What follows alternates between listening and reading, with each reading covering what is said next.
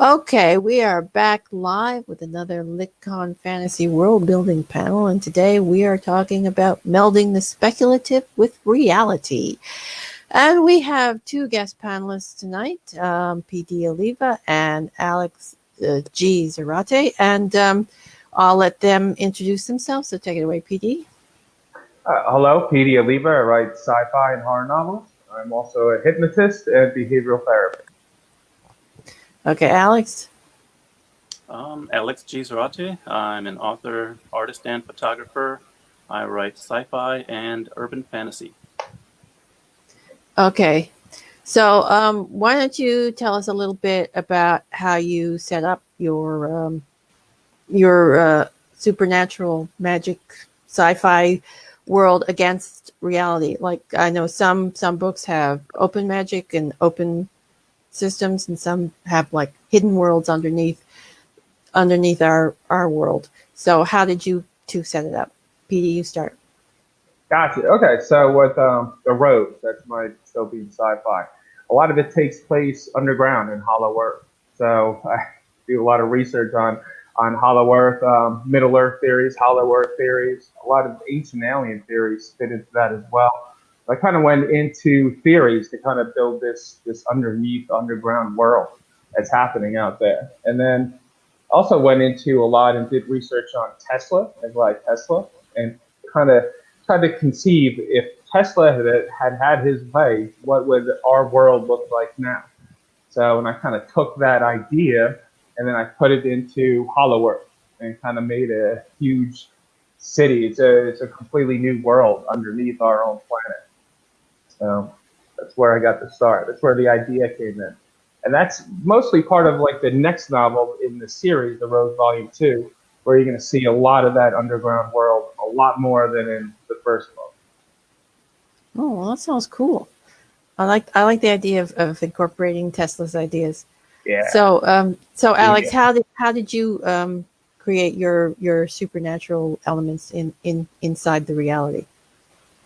For me, I wanted to have kind of like the ability to see thoughts, kind of like psychic abilities, the ability to transport, teleport. I mix that in with what would happen if you can see things but no one else can. Kind of like if you could read thoughts but nobody else can hear them. In my novels, the main character can see images from people, so it's kind of like an interpretive thing. What exactly are they thinking? He has a cat that has bestowed these powers on him. So together they can interpret things. They go out. They try to help people. They try to do things that are good. And it's something only they can see. No one else can. And it's I always thought about the Men in Black, where they work in the shadows. Nobody can see what they are, and the people who do see kind of are forgetting about it. For me, it's like only he can see it. Only he can do anything about it. So he can spot the hidden impressions and mental vibrations around it, kind of like the psychic residue from the supernatural, uh, you know, movies and shows and stuff, where some imprints are left in objects. In my book, he can actually see these things kind of emanating from places, and he can see thoughts. And I incorporated all that. It's within him. He can see, and it's just something that he goes out and he has to interpret them and then try to do something about them. Oh, that sounds cool too.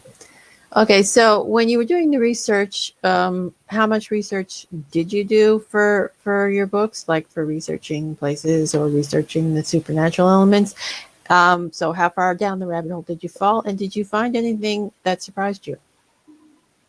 But anything surprised me? No huge big surprises. I mean, I've read a lot of books, so especially like with like I have telekinesis and with telepathy as well in my book too. So did research on that as well as like I did a lot of research into quantum physics and string theory as well, and kind of incorporate that into the theories that go involved in the actual book and the story. All right, so what about you, Alex? Did you find anything interesting when you were doing research? Yeah, there was a surprising amount of research on the notion of psychic residue, and that's kind of where the feng shui process comes from. That you're eliminating negative, vibrations, and they rearrange things, etc. And it's the same kind of notion where it's like there's psychic residue everyone has to be aware of. And I thought, well, if it's available, it's there, people can see it, some people can feel it. And the further I went, the more I found it's a huge, especially for the ghost stories and different things about supernatural, sensations. It's out there. It's just a matter of, okay, do you want to put it into the horror genre? Do you want to put it into psychic, mind reading, or do you want to use something else with it? And for me, I decided I wanted to have a visual aspect to it. And that the further I went, the more I found. The one thing that was surprising to me is one of the books I had a bad guy, criminal, who wanted to take down a bridge.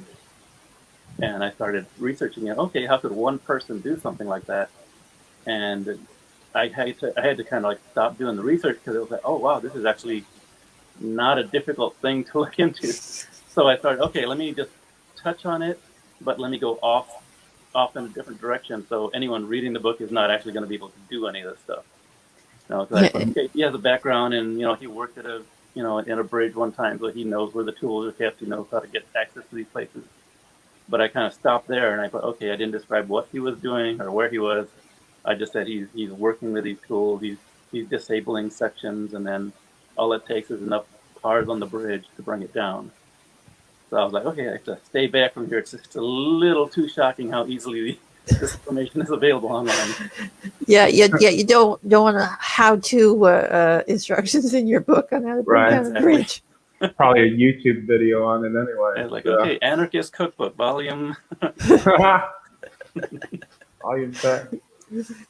Okay, so you both have creatures in your book that are not human. You have the cat, and you have aliens. So how did you incorporate those two into the book, and how are they different than the human characters?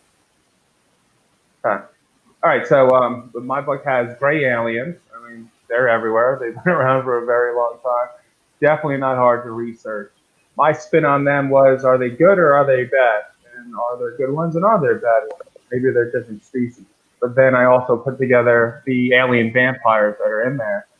And that came from, well, number one, it came from Buck Rogers, a show called Buck Rogers back in the day that actually had an alien vampire that I saw when I was about 4 years old, and it scared the hell out of me. And so that's where the idea first came from. And then I'm like, okay, so let's say that vampires are real, and let's say, all right, they've been around forever, but they're aliens. So what do they need? Why are they underneath the earth? They require human blood. Why do they require human blood? All right, maybe, and why can't they go in the sun? So the sun in the book to them is an allergic reaction. So kind of trying to bring in, as oddly as it sounds, a reality into what an alien vampire would be. How does that sound? But it worked out well. Okay, so what about you, Alex? For me, the cat, I wanted him to be as much like a regular cat as possible, but I wanted to kind of explain certain things as someone who's owned cats in the past too. Sometimes they seem to know what your emotional state is, so they know, when it'd be a nice thing to have them come and cuddle up, or when they just realize, okay, you're in a really bad mood, time to stay away from you. Plus, like a cat would often disappear for no reason, and it's like, okay, you just turn the corner and you go looking for them, and if they don't want to be found, they can sneak into the smallest spot that you would never even think to look at. And I just kept thinking, okay, well, the cats can do these things. What if they had abilities? And if they could see thoughts, if they could teleport, then they can go anywhere. And I just kept thinking, okay, I have to do something with this. And plus, having them able to teleport, it allowed me to have where the boy gets these gifts as well. Children cannot go to some of the places I have to have them go. It's like you're escaping a killer who's chasing you through a long corridor. And like, okay, it's a dead end corridor. How are you going to get out of there? And I just said, okay, he gets to the end. So just as the killer turns the corner, he teleports and he doesn't see it. So suddenly he's thinking he turned a different way, and he's like rationalizing why he missed this child going in a different place, when it's like, okay, he has to be able to teleport. He has to be able to escape, because just a regular kid would never be able to get away from some of these situations I put them in. Okay, that's a nice way to do it. So, what influenced your setting? What influenced the setting? All Yeah. right, so the first book takes place. Most of the entire book takes place in an underground compound. So what I like to do with that is I used to work at a mental health center, so I wanted it to be this like huge hospital type of setting where anything could happen. It's dark, it's dreary, and it feels like everybody's just in prison and everybody just wants to break out. So the inspiration behind that was that mental health hospital. Okay, so what about you, Alex? Why did you set the book where you did? I put it in a kind of a smallish type of town.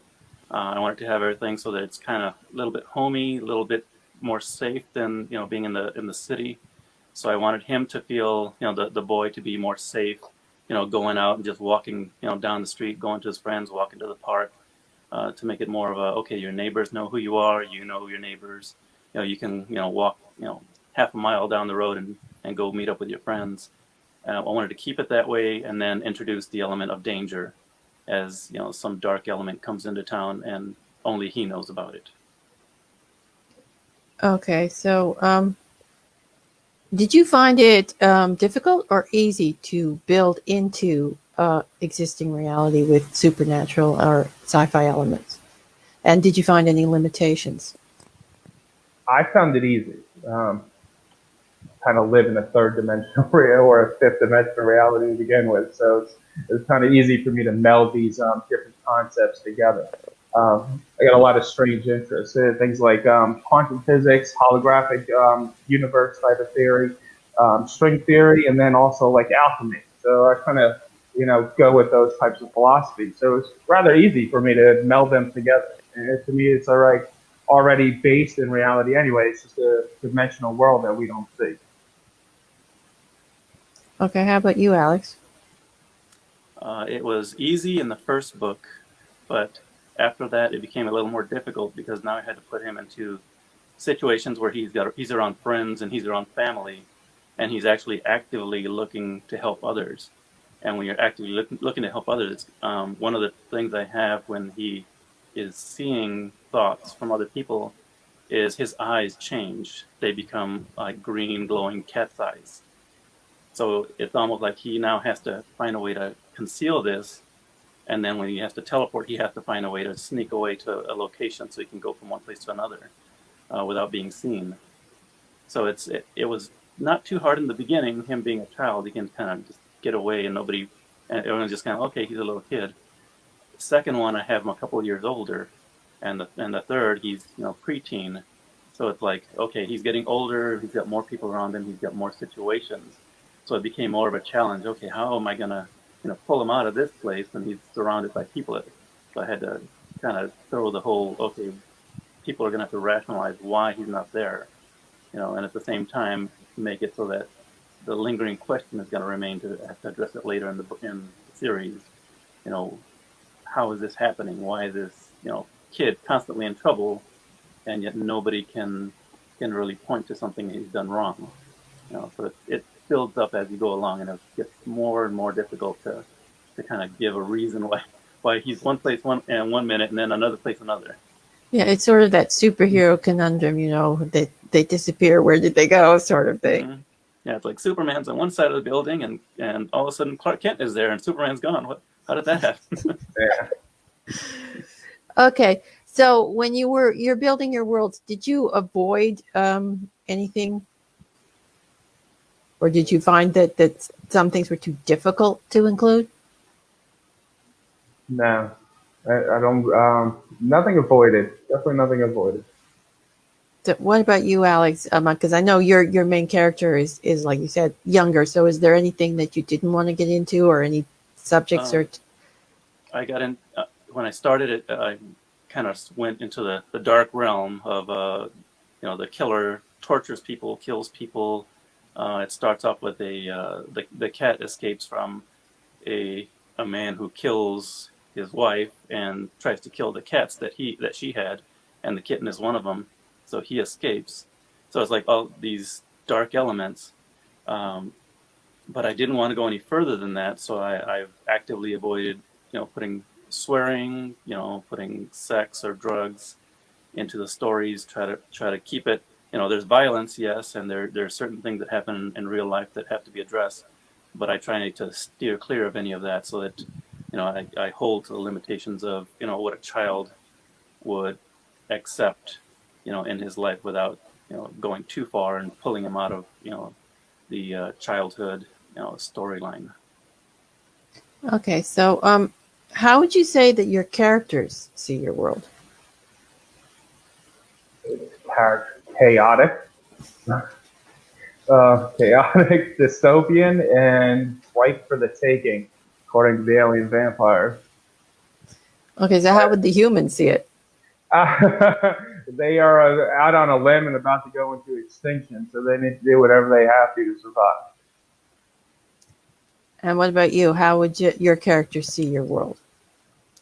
Kind of a combination of having depression for tragic things that happen, but always he finds a hopeful reason to continue until he finds good things just as well as the bad, because since he can see all the emanations of the world, he can see why people focus on all the negativity and all the stuff that's out there because it's so prevalent.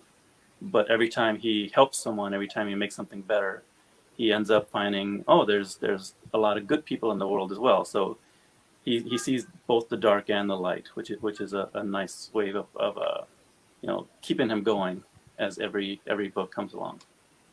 Yeah, so both of your books have dark elements in them. So especially the dystopian one. So how did you keep a balance from those dark elements and keep it so that it didn't go too far into the darkness and keep the light in as well? Gotcha. All right, so mine goes all the way into the dark. However, the rebel freedom fighters, they're in the light. So I do bring that element to it. The title, The Rose, is based on an alchemy meditation practice for protection, all right, and that's staying in the light. So other than that, your alien vampires, they're going all darkness. And then even a lot of the human beings who are, it's in the book, you have alien vampires, gray aliens conspiring with human beings to turn the rest of the population into zombies. So even have the elite human beings who have crossed that line, and are subjugating their own people. So as far as the light, that goes to the rebel freedom fighters and the people who are fighting for their life. Okay. So what about you? How did you balance the light and the darkness in the book? For me, I had to kind of go deep into the darkness, into the killer's mind, into the crimes that take place. But then I had to go back and see the results, kind of like the cause and effect. When something bad happens, there has to be something good that comes out of it. Something, the community comes together. Friends are there for each other. Family, gets closer knit. So I definitely wanted to balance it as much as possible. Otherwise, every book that I started begins with a very, very strong, very, very tragic event most times. So by the end, I want to make sure I've resolved as much as possible. I brought either the criminal justice or eliminated threat, but I don't like to have it so that the darkness wins in the end. Even in one of the books, there's a serial killer. He gets caught, and he pretty much, when he realizes he's caught, he just stops, and he's kind of like, okay, he acknowledges he's been caught and he's been beaten, and he just stops fighting, and it almost seems more creepy that he's just kind of like, okay, he's just giving it up. He's no longer going to fight. But it's like, okay, he's planned and plotted the whole time. So it's almost like, even though you won, it almost seems like you have to be very wary. It's kind of like you've got a caged animal, it's dangerous, and now you've stopped it, and it just stopped fighting. So you're gonna take it away, and you're just kind of looking at it like, oh man, is it over? Is it not? So it's a good thing that okay, I'm ending them well, but I'm keeping it open for a potential to bring some of these things back when I have to. So would you say there are like moral themes in the book? Or is it just kind of a delving into different human aspects? I put moral themes in each of them. Every one of most of them is choices and consequences, keeping balance in your life. He's one of the things that I have that's following throughout each book is the cat provides him with uh, rules to follow, and most of it is protecting life around him, helping those that are around him, connecting with friends and family, and it kind of guides him as he goes. So it makes sure it maintains that so that he doesn't stray too far from what he should be doing. Okay, so what about you, PD? Do you have moral themes or play with ethics in your books? Sure, sure. Moral themes would be like your classic good versus evil, illusion versus reality. A lot of belief systems too. We all think that we're doing the right thing. That's based on our belief system, and every character in the book thinks that they're doing the right thing, and unfortunately, all these belief systems are clashing. So it's like, who's the hero? In our own minds, we're the hero. The alien vampire thinks they're the hero. The human beings and the rebel freedom fighters, they think they're the hero in the book. So it's this clashing of, what is reality and what is good versus evil. If you're doing good for yourself and good for your species, is that also the great thing for the greater good as well? What is that? Where do we get that? And then with our belief systems too, because we always, any belief system that we have, the information we receive, we're going to delete, distort, and generalize information based on our belief system to have it validate that belief system.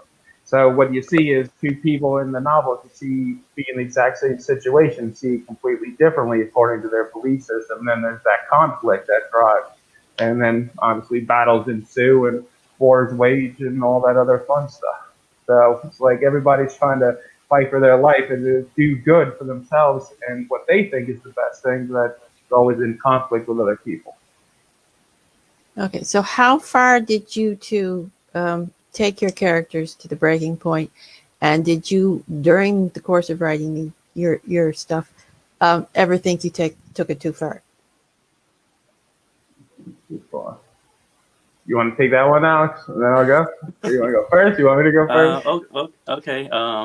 For me, I do take him to the breaking point almost at every book because it's when it first starts, he's given this gift which allows him to see thoughts, and he pretty much becomes overwhelmed with the negativity that's out there, and that's kind of like, oh, I'm torturing this poor little 8-year-old boy, and giving him every nightmare imaginable, and letting him see all the terror and all the horror of the world, and I bring him out of it, but it's kind of like, okay, and then another book, it's kind of like, okay, he's the killer who came after him in the first book was all over the his home and his school looking for him. Even though he's gone, all that psychic residue is still there. So the stronger he becomes, the more that kind of manifests. So he now sees this killer everywhere. So it's like your own boogeyman is now coming back every day, every time you leave the house, every time you go to school. So I kind of like, every time he recovers, he gets better, I throw something new in. And the last book I had, he had a girlfriend. He's in his teens, and his girlfriend had similar abilities. And it's like it became a choice at the very end of save your girlfriend or save hundreds of people. So it became a choice. Okay, he refused to make the choice, so he tried to work around, only to find out, yeah, she was willing to make the sacrifice. So it's like, okay, I brought him as low as he could be, and then at the end, I kind of leave him with a note that she leaves him, where it has, okay, I wasn't planning on coming back, so I have gone away somewhere. Even if you think I've something has happened, I'm actually just gone, you know. So he kind of got a little reprieve from that. So I take him as low as as he can be, and then I try to bring him out of it. So it's constantly pushing him to kind of to see what the worst traumas can be and how to come out of them. It's a recurring theme, but it's a good way to illustrate, you know, recovering from different things in life. Okay, so what about you, Great. Petey? How far did you take the characters to the breaking point?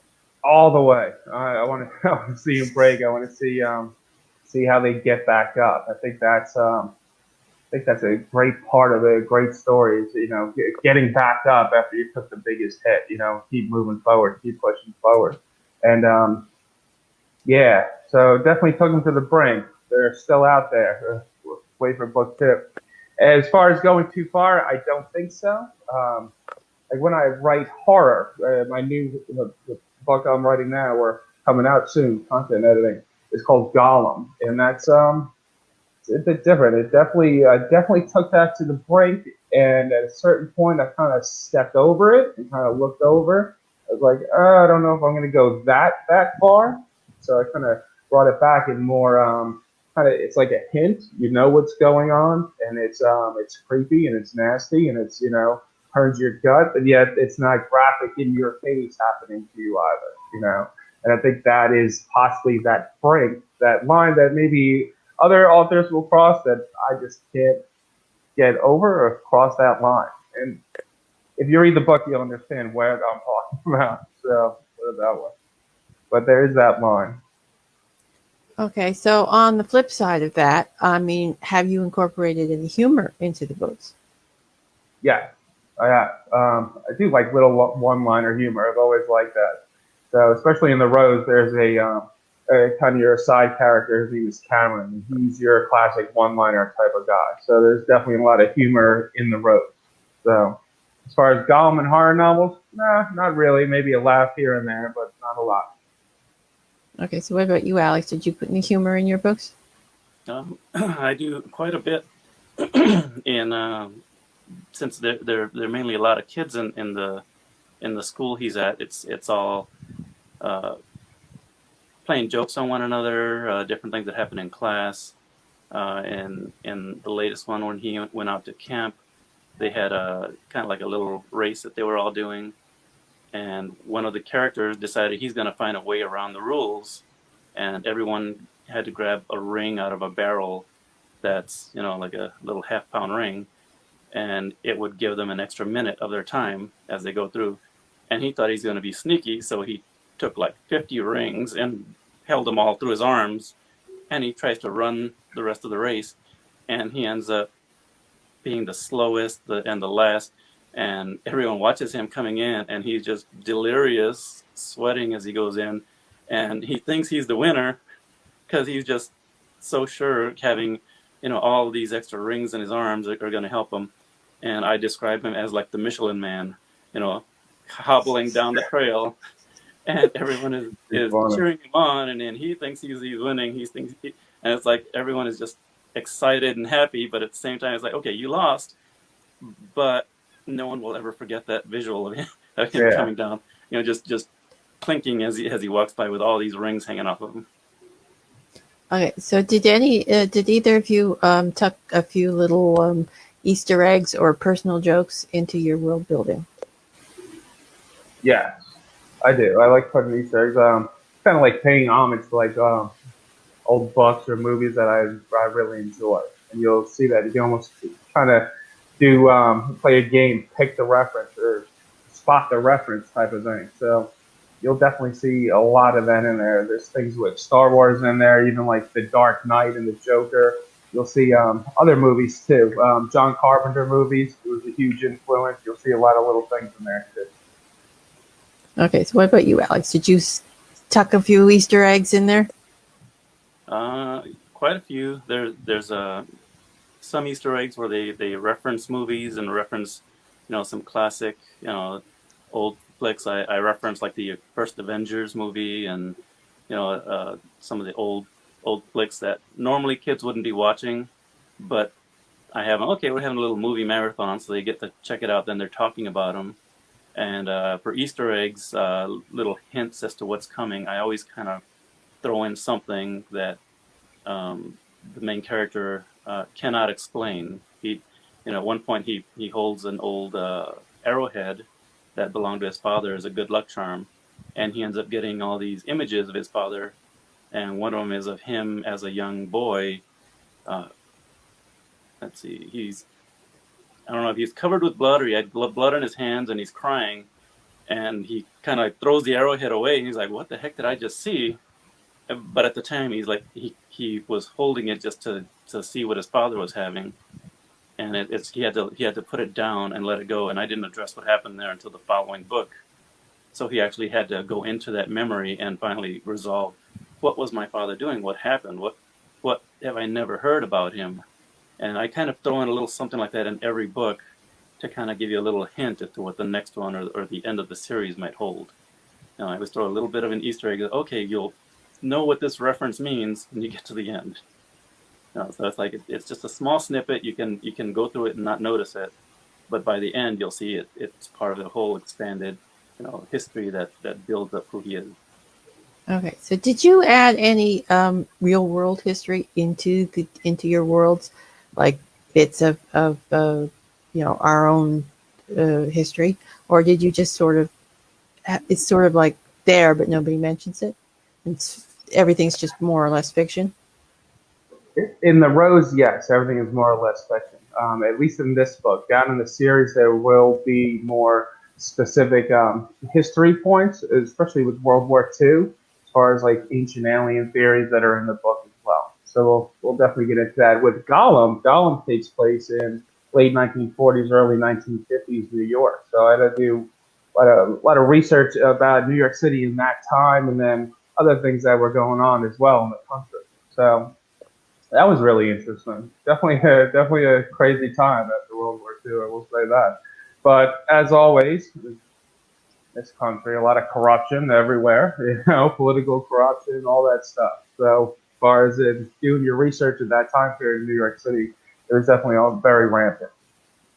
Okay, so what about fit perfectly into the story. So all right, good, right? Yeah. Okay, so what about you, Alex? Did you include real world history or real world places, or did you fictionalize it straight across? I fictionalized it pretty much as much as I could. I don't reference anything in history, but I do have it as something that's set in today's world. So I try to avoid dating it too much.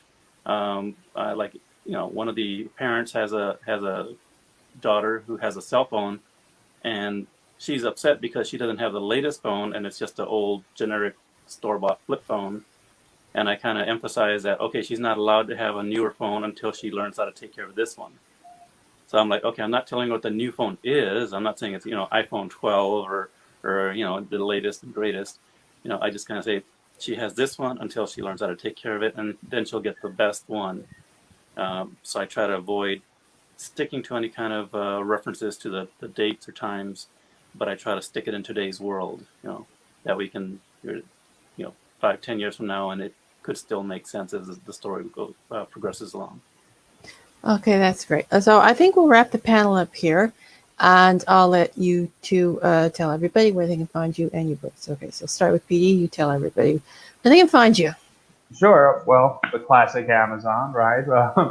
Really across anywhere. You can go to Barnes & Noble, you go to Books A Million, you'll find books there. But go to my website, best place to go, pdoliva.com, and sign up for the old newsletter. Best way to get in touch with me. Yeah, that's definitely the best way to keep in touch. Okay, right. So Alex, where can we find you and your books? You can find me at alexgzarate.com. You can find me in social media. Just look up Alex G. Zarate. I've also got a few things under Zarate Creations. Okay, great. I'd like to thank you both for being here. It's a lovely chat and a lovely panel. And that's it for the LitCon Fantasy World Building panels. And I hope you enjoyed this weekend. And we'll see you all again in March. So bye for now. Thank you, Anita.